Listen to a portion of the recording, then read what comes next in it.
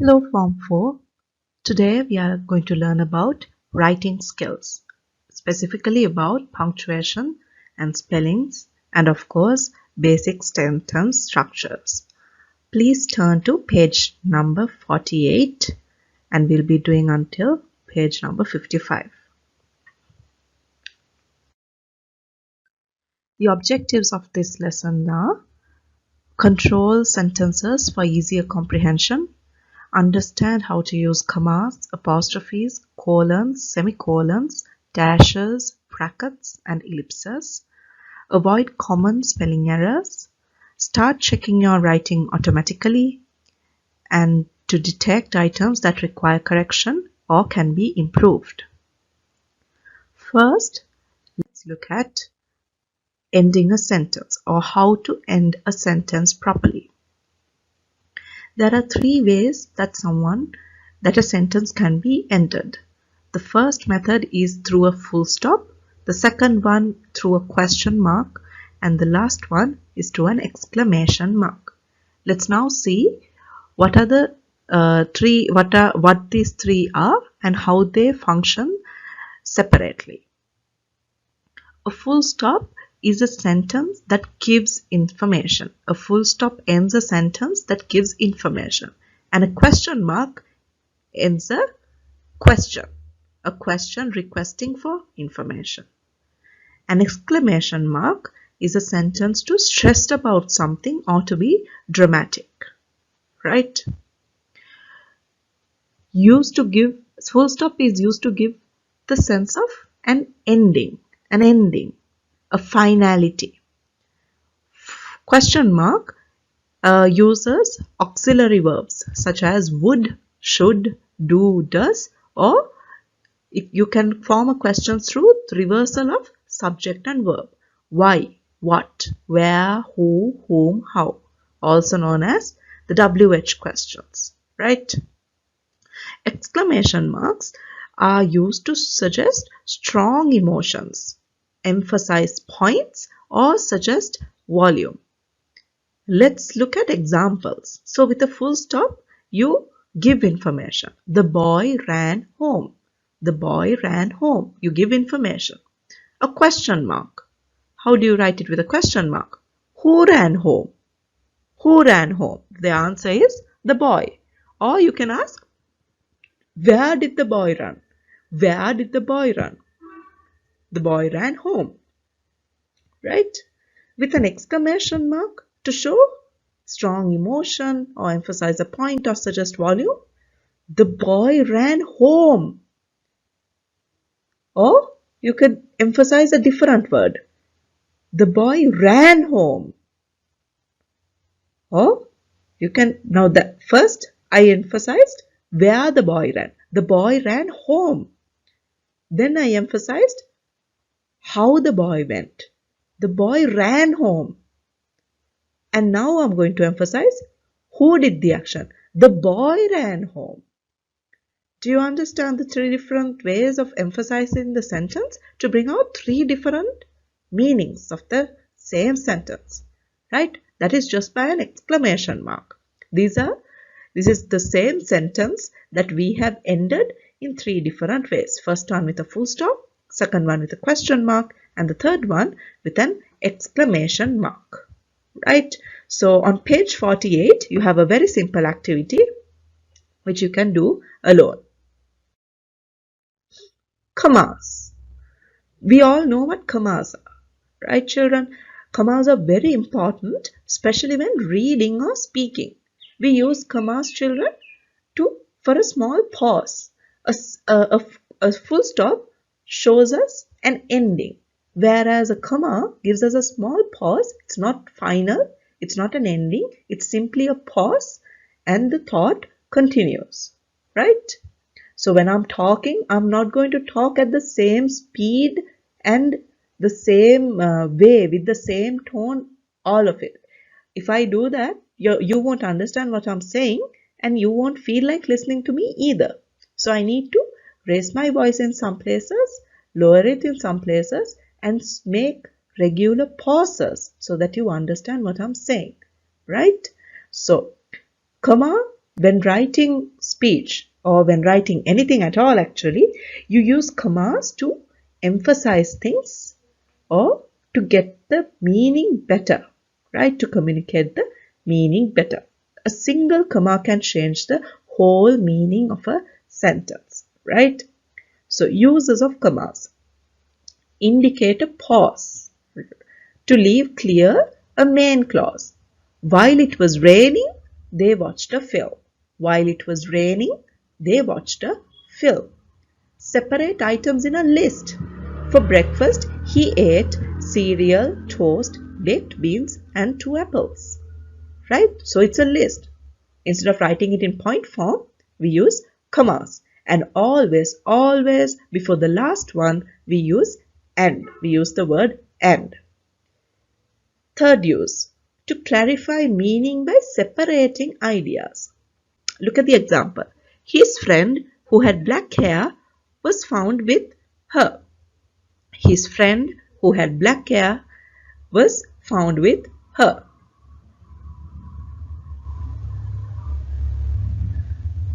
Next one. The river Niger rises in the north of Nigeria, which takes its name from the river, to the north of Lake Oguta and makes its way southwards towards the delta and out into the Gulf of Guinea. Without the comma, how would I read it? The river Niger rises in the north of Nigeria, which takes its name from the river to the north of Lake Oguta and makes its way southwards towards the delta and out into the Gulf of Guinea. Would you understand what I'm saying?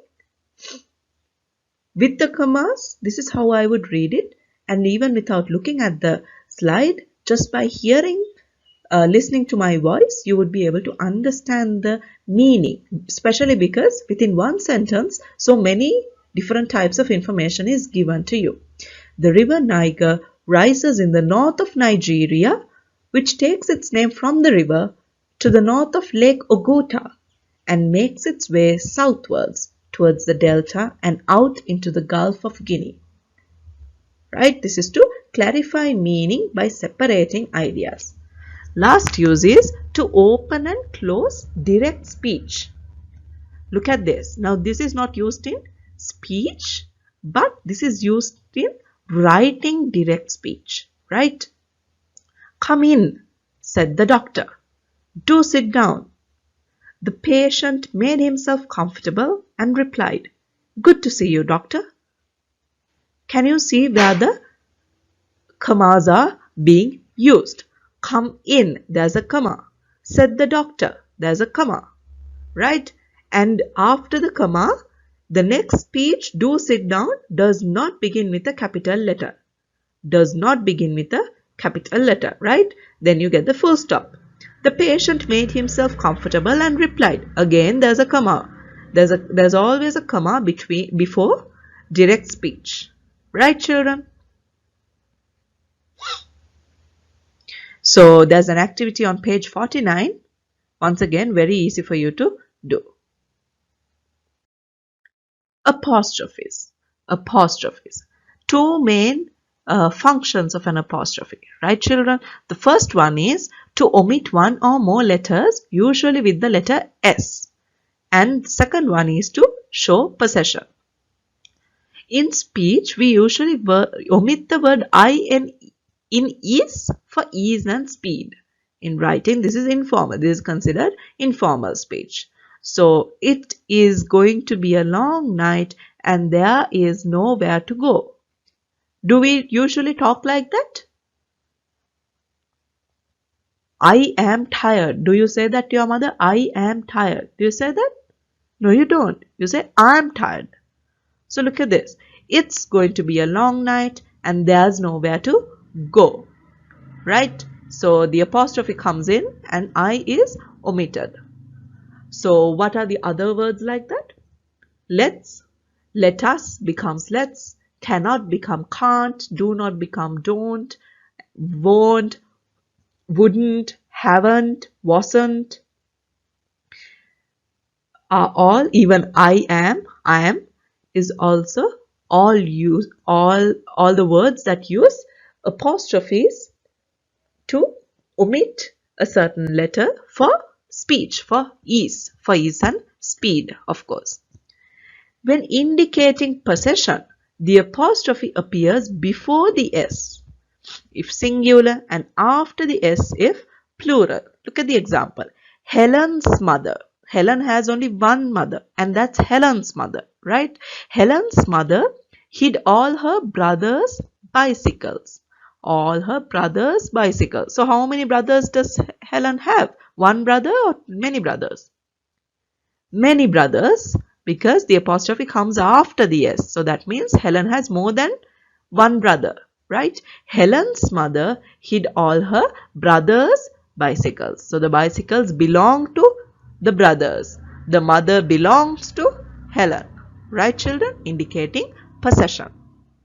In a word ending with S, you can either have an apostrophe after S or add an apostrophe and an S, right? So example, Chris's bike. They are both, now look at this, two different ways of writing Chris's bike. You add an apostrophe without an S or you add an apostrophe and an S. Chris's bike or Chris's bike. They are written in two different ways, both pronounced the same way. The bike belongs to Chris. Always remember, this is a very common mistake that a lot of people do. Its, its without an apostrophe means possessive, and it apostrophe s with an apostrophe is it is. It's a short form for it is. It's okay. It's okay. What is that? Which is used? The one with the apostrophe. It is okay is written it's okay with an apostrophe. It's raining. Same thing. You add an apostrophe. The cat was chasing its tail. The cat was chasing its tail. It's there does not use a apostrophe because it's possessive, right? The tail belongs to the cat. It's is possessive there, so we don't use a apostrophe. So there's an activity on page 50. You can do it by yourself. Colon, semicolon, dash, brackets and ellipses. Look at this. I have shown the symbols. Colon is two dots, one on top of the other. Semicolon is a dot and a comma written on top of the other. Dash is a small short line. Brackets, we all know what brackets are. And ellipses are three full stops written together. Three full stops written together. Let's see why they are used and how they are used. Please turn to page number 51 here because the activities are given right with the explanation. Right, children? So colons are used to introduce evidence or examples. Let's see. They could see what was stopping the car. A brick wedged under the tire. Do you see how I read that sentence? At a colon, I made a small pause. They could see what was stopping the car. A brick wedged under the tire. Right? Semicolon. To join closely related sentences or separate long items in a list. It was too late. Slowly he raised his hands. Once again I made a small pause. They were all there. Billy, who had broken his leg last year. Charlie, who had rescued him, although he too had been wounded. And the dog. Do you see how semicolon was used there? Right? It separates a list, but within that list there's given a small explanation as well. So instead of using commas, for better understanding, we use a semicolon. Dashes. Dashes are used to signal clearly the insertion of non-essential material into a sentence. Their purpose could be to add emphasis, to interrupt, or to indicate an abrupt change of thought. Right? Look at the sentence. They were all there, two men and a dog. And she realized that the police would have to be called. Ah, do you see that? An abrupt, it's a non-essential material, and sometimes it changes the thought, right? They were all there, two men and a dog, and she realized that the police would have to be called.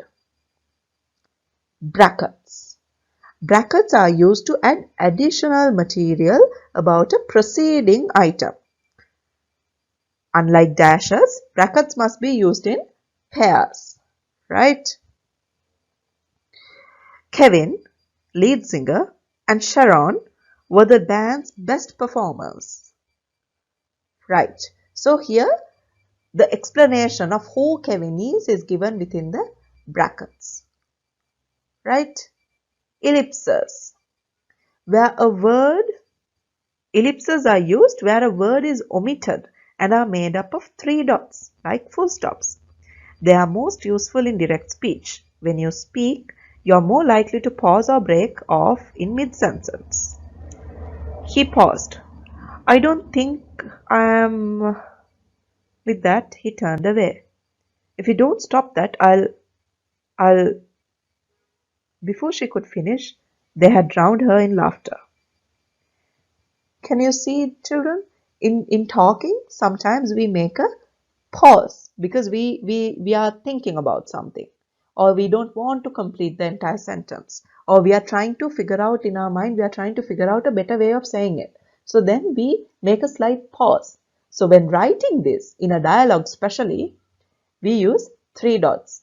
Remember, we use one dot called a full stop to show an ending in a sentence, and we use three dots called a ellipse to show a continuation but without completion, right?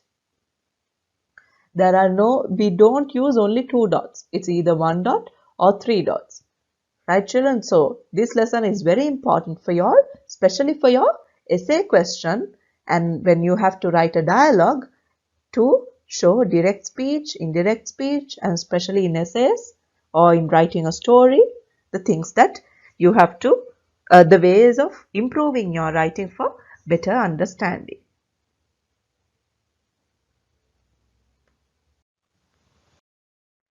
Right. Next, we are going to look at common spelling errors.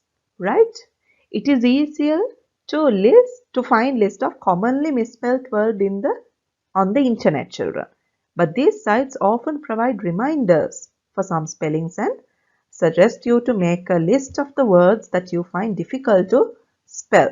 Right. So always they give you suggestions as to how you can improve your spellings. However, you need to figure out the easiest way of you doing it, a system that works for you.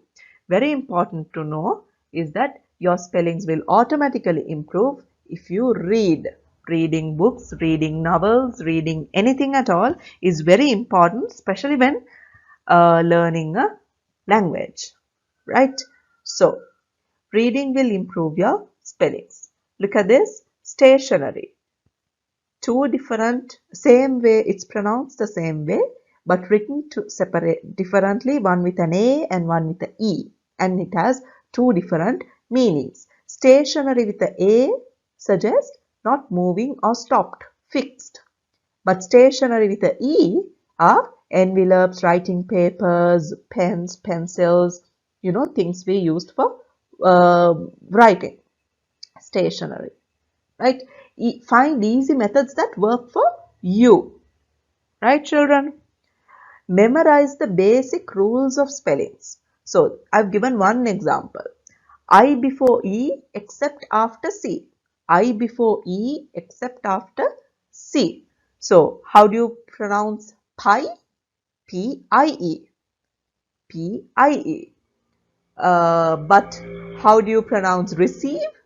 Because there's a C there. Receive is pronounced C-E-I. C-E-I. Right? But if it sounds similar to way, right? If the sound is similar to way, then it's once again EI. So, sleigh is written EI, right? So these are very basic stuff that you will perfect the more you read. Always important to have a good reading repertoire to improve your vocabulary, right? Next, how to improve your writing by your own. Once again, children, reading is very important because it shows you, it opens you to avenues that you never knew without reading, right? You see, you read other people's writing, which improves your own writing. Okay, so after you have written, allow your hearing to correct your grammar. Read it to yourself so you hear how it sounds. This is one thing I think many of you don't do. After you write your essay, you just close your book.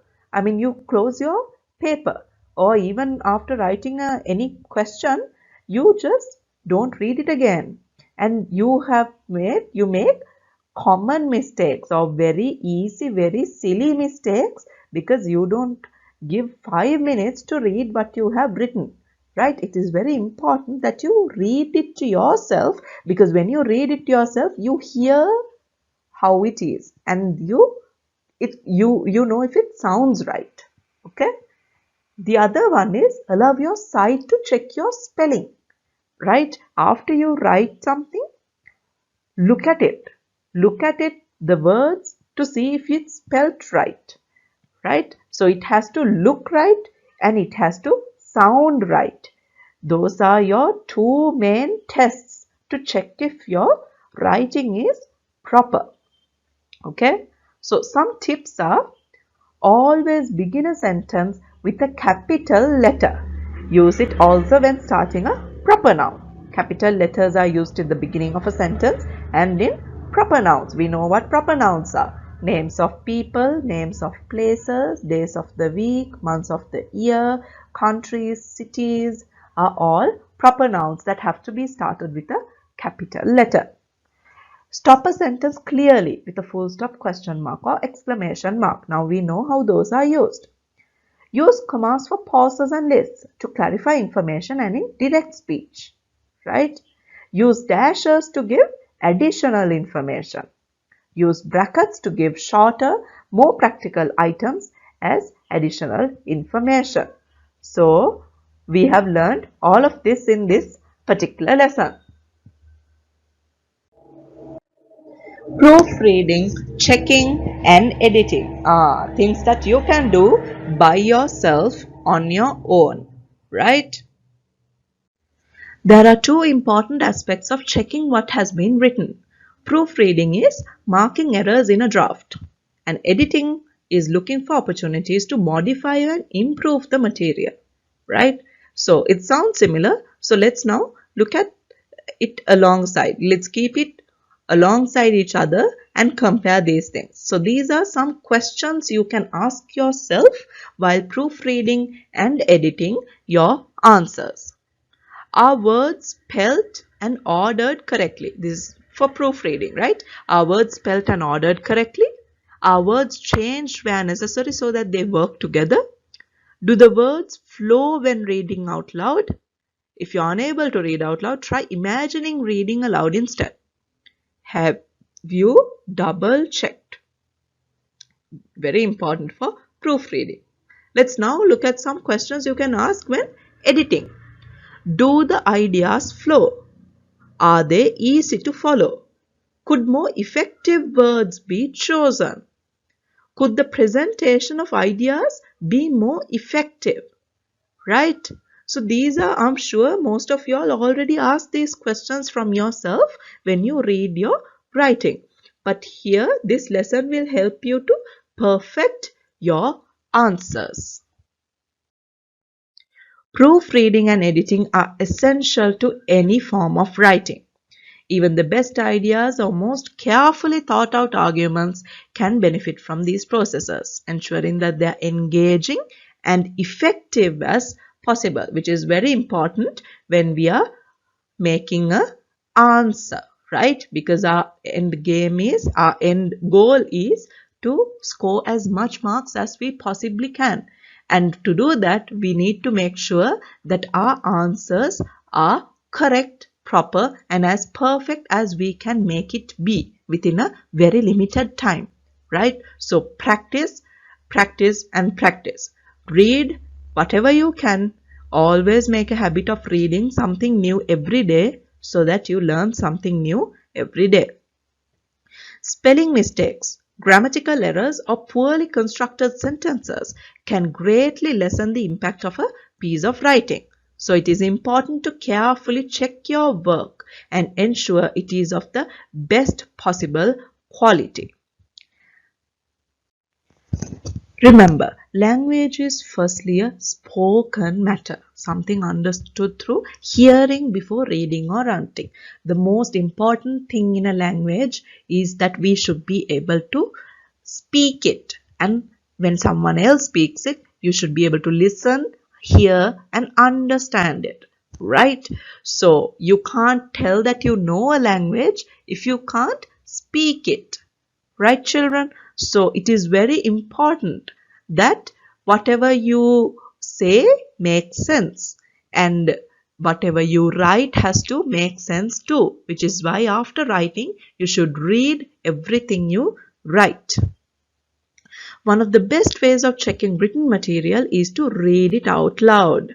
When checking your work, you should try to imagine the sound of a voice reading it out loud, right? So this can be done when you read it yourself. Sometimes when things don't make sense, when you're reading it yourself, you always know that there is something wrong with that sentence and you have time to correct it. Because if you don't do that, your examiner will notice that there is an error and you won't get a mark for that. Even if that sentence is very informative, is a very good answer, you still wouldn't get any marks if you have grammatical errors like that. Remember that the purpose of writing accurately is to make it easy for someone to read it and understand it with little effort, right? So your examiner is not going to think on what you have written, children.